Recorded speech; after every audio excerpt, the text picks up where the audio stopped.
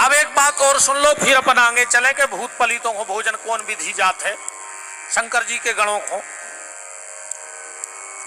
कल मैंने एक बात कही थी कि यज्ञ में किसी भी देवता के नाम की आहुति छोड़ी जाए, पीछे क्या कहा जाता है? स्वाहा स्वाहा। चाहे शंकर जी को हवन हो, चाहे राम जी को, चाहे हनुमान जी को, चाहे दुर्गा जी को, पर आखिरी में क्या कहेंगे? मंत्र कोई भी हो, आखिरी शब्द होगा स्वाहा। अग्नि नारायण की 3 पत्नियां हैं। कितनी? 3 यज्ञ की, अग्नि की, स्वाहा, सुधा और मातरो। अग्नि नारायण, अग्नि पुराण के हिसाब से अग्नि नारायण की आंखों पे 1.25 हाथ के पलक डरे हैं। अग्नि को दिखात नहीं है। अच्छा, अग्नि को काम है सबको भोजन करावो, साकल्य लेके उन तक पहुंचावो। तो स्वाहा नाम की जो पत्नी है उसको काम मिला है देवताओं को भोजन का। तो जब स्वाहा जाके कहती हम आ गए स्वाहा, सो अग्नि खोल देते मुंह, और जो साकल्य गिरत है वो अग्नि देवताओं को पहुंचा देता। ऐसे स्वाहा कहेंगे, रो स्वाहा ले आउ थे देवताओं को भोजन। अब अग्नि की दूसरी पत्नी है जिनका नाम है स्वधा। तो जब तर्पण होता है, पितरों का पिंडदान होता है, तो वहां स्वाहा नहीं बोला जाता। पिंडदान में स्वाहा नहीं बोली जाए। अब बोली जाए तो समझियो गड़बड़ है ही नहीं जो नियम। पंडित जी क्या कहेंगे? मातृभ्यो स्वधा, परमातृभ्यो स्वधा, पितृभ्यो स्वधा, पर पितृभ्यो स्वधा, वहां स्वधा। तो जो सुधा जो भी हब्ब लेके जाती है वो पितरों को मिल जाता है। और तीसरी पत्नी का नाम है मातरो। इसीलिए जब हम लोग अपनी पूजा करते हैं तो आखिरी में जो जल छोड़ते हैं ना वहां स्वाहा बोलते हैं और ना सुधा बोलते हैं।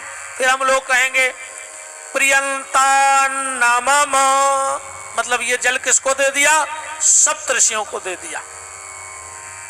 इसलिए हर मंत्र के पीछे स्वाहा बोला जाता है। तो यज्ञ में 3 वेदियां बनी, 3 परिधि।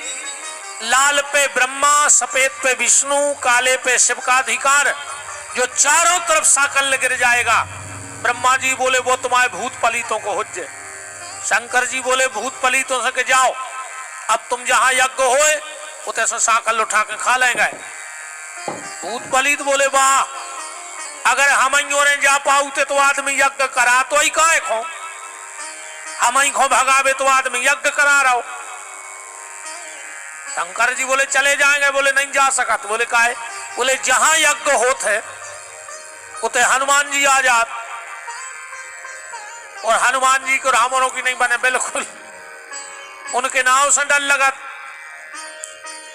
के भूत पिशाच निकट नहीं आवे, और महावीर जब नाम सुनावे। खाली उनको नाव ले ले तो भूत पलित भाग जात, तो हमारे तो भूखे ही के भूखे मार जाए। शंकर जी बोले चलो हम एक काम करते हैं, आज से तुम्हारे वचन दे रहे भूतों को। बोले का? और जब बात तुम्हारे ध्यान से सुन लियो। शिव जी कह रहे जिसके घर में 3 परिधि बन के वेदी बन जाएगी, और अगर उसके घर में यज्ञ होगा तो उसके घर में रात में ठीक 12 बजे मैं जाऊंगा और वो साकल उठा करके लाऊंगा तुम लोगों के लिए।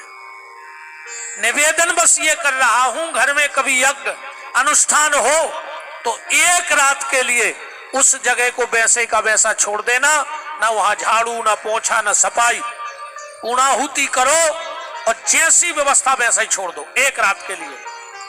क्योंकि उसके घर में भगवान शंकर अपने परिवार का भोजन लेने आते हैं, और अपन का करत है यज्ञ भाव, और अपन हो परत पिरानों की। सो अपन ने तुरंत झाड़ पहुंच के करो साफ। जब रात में शिव आते हैं और अपने परिवार का भोजन नहीं देखते तो उस घर को श्राप दे के चले जाते हैं। तुमने मेरे परिवार का भोजन नष्ट कर दिया, अब तुम्हें भी हम हर वस्तु के लिए तरसा देंगे। तो जब भी कभी आपके घर में यज्ञ हो, हवन हो, तो एक रात के लिए उस जगह को वैसे ही का वैसा छोड़ देना।